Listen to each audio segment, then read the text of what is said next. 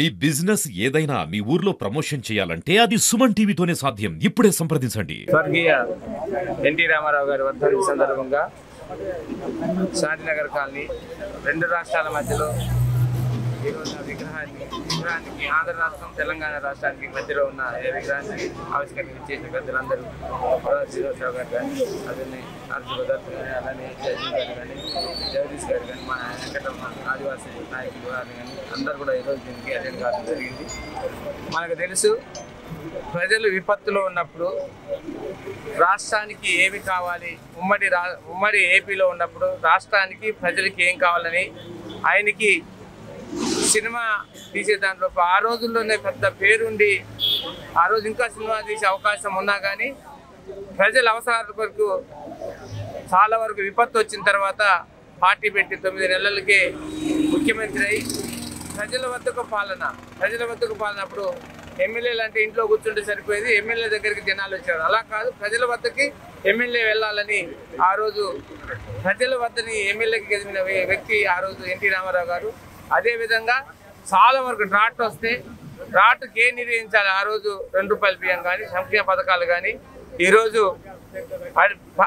పరిపాలన ఎలా ఉండాలి, పరిపాలన డివిజన్లో ఉంటే మొత్తం డివిజన్ ఒకటే ఉండేది, అక్కడ రావాలంటే ఒక రోజంతా పట్టేది. అలా కాదు, పరిపాలన విధంగా ఎలా ఉండాలని మండలాలను విభజించి మండలాల్లో తహసీల్దారులను పెట్టి ప్రజలకి దగ్గరగా ఉండి పరిపాలన అందించాలనే విధంగా ఆ రోజు ప్రజల వద్ద పాలన. అదేవిధంగా టీచర్లను అనేక సంక్షేమ పథకాలను పేదవాడికి ఆ రోజు సంక్షేమ పథకాలు. అదేవిధంగా ఇప్పుడు కూడా నేను చూస్తే ఇళ్ళు ఉన్నాయి, ఆ రోజు చంద్రబాబు నాయుడు గారు కానీ అదేవిధంగా ఎన్టీ రామారావు గారు కానీ ఆ రోజు ఇల్లు ఇచ్చిన ఇల్లు ఆ రోజు మనం ఆ రోజుల్లోనే ₹50,000 ఇల్లు ఇచ్చి కట్టిన ఘనత వాళ్ళది.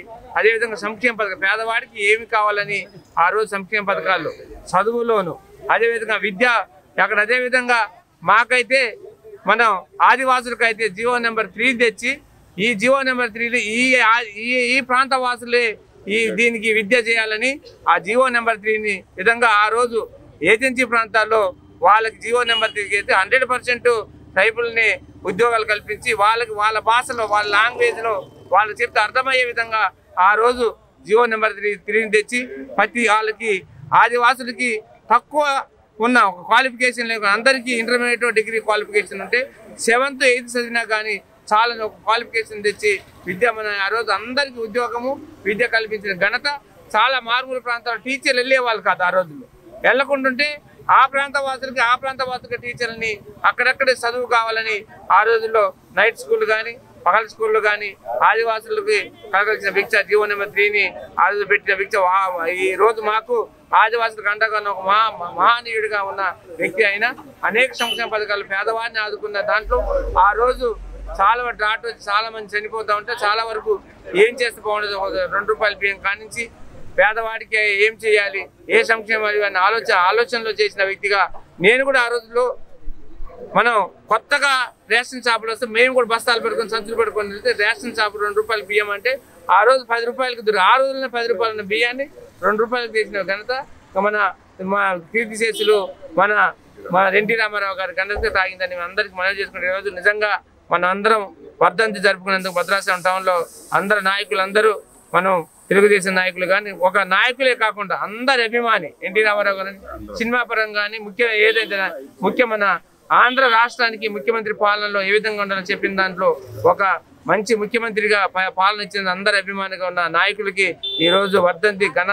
ఘనంగా వర్ధంతి జరిగిన నాకు చాలా సంతోషంగా ఉంది. మా ప్రజల పట్టణ వాసులందరికీ ఘనంగా చాలా సంతోషంగా ఉందని చెప్పడానికి ఈరోజు చెప్పుకుంటూ సెలవు తీసుకుంటున్నాను. Thank you. ఈరోజు కొనవూరు రోడ్లోని ఎన్టీఆర్ విగ్రహానికి తెలుగుదేశం పార్టీ ఆధ్వర్యంలో పూలలంకరణ చేయడం జరిగింది. ఈ కార్యక్రమానికి భద్రాచలం శాసనసభ్యులు డాక్టర్ తెల్ల వెంకటరావు గారు ముఖ్య అతిథిగా విచ్చేసి అన్నగారికి ఘనమైన నివాళులు అర్పించడం జరిగింది. మీ అందరూ తెలుసు, సంక్షేమం అంటే మన అన్నగారు తెలుగుదేశం పార్టీ గుర్తుకొస్తుంది.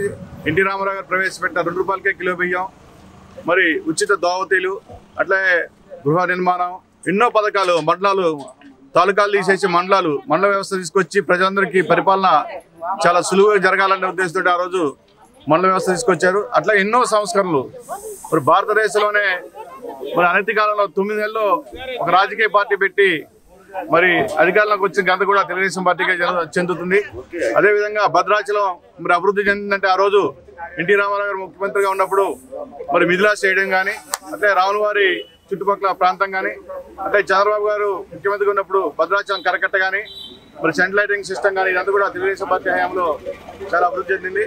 ఈరోజు స్వర్గీయ నందమూరి తారక రామారావు గారి 29వ వర్ధంతి సందర్భంగా పార్టీకి, కులాలకి, మతాలకు అతీతంగా ఈరోజు ఇక్కడికి వచ్చిన పెద్దలందరికీ కూడా తెలుగుదేశం పార్టీ, భద్రాచలం తెలుగుదేశం పార్టీని ధన్యవాదాలు తెలుపుతూ, ముఖ్యంగా స్థానిక శాసనసభ్యులు తెల్ల వెంకటరావు గారు కూడా వచ్చి ఘనంగా నివాళులర్పించి కులమాలు వేయడం జరిగింది. వారికి కూడా ప్రత్యేక ధన్యవాదాలు తెలియజేస్తున్నాం.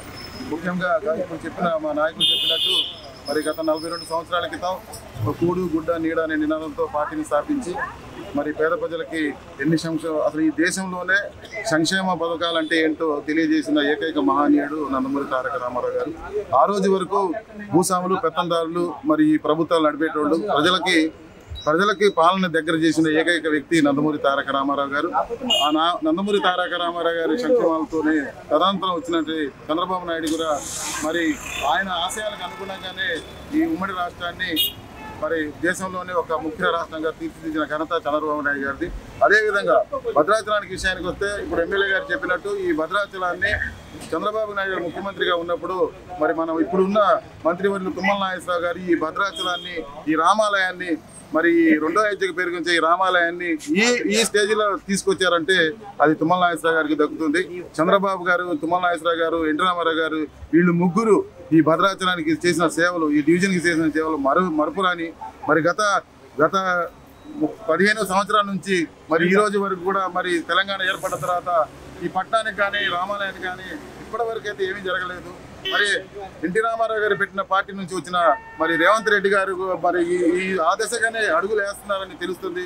ఇప్పుడు రేవంత్ రెడ్డి గారు కానివ్వండి, అటు చంద్రబాబు నాయుడు గారు కానీ, తెలుగుదేశం పార్టీ నుంచి వ్యక్తులు ఇలా 2 రాష్ట్రాలను పరిపాలిస్తున్నారు. తప్పకుండా ఇవరిదాకా ఎమ్మెల్యే గారు చెప్పినప్పుడు రేవంత్ రెడ్డి గారు కూడా మరి అన్నగారి ఆశయాలకు అండకుండా ఈ భద్రాచలాన్ని, ఈ రామాలయాన్ని అభివృద్ధి పదం నడపాలని ఆయన కృషి చేస్తున్నారు, జీవోలు పాస్ చేస్తున్నారు.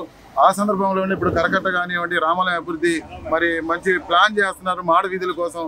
మరి ఈ భద్రాచలం పట్టణం తప్పకుండా రేవంత్ రెడ్డి గారి ఆధ్వర్యంలో మళ్ళీ తుమ్మల నాగేశ్వరరావు గారు మంత్రిగా ఉన్నారు కాబట్టి తప్పకుండా మరి ఈ రెండో అయోధ్యకు పేరుగాంచి ఈ పుణ్యక్షేత్రం మరి అంగరంగ వైభవంగా ఎదుగుదలని చెప్పేది మా ఆకాంక్ష.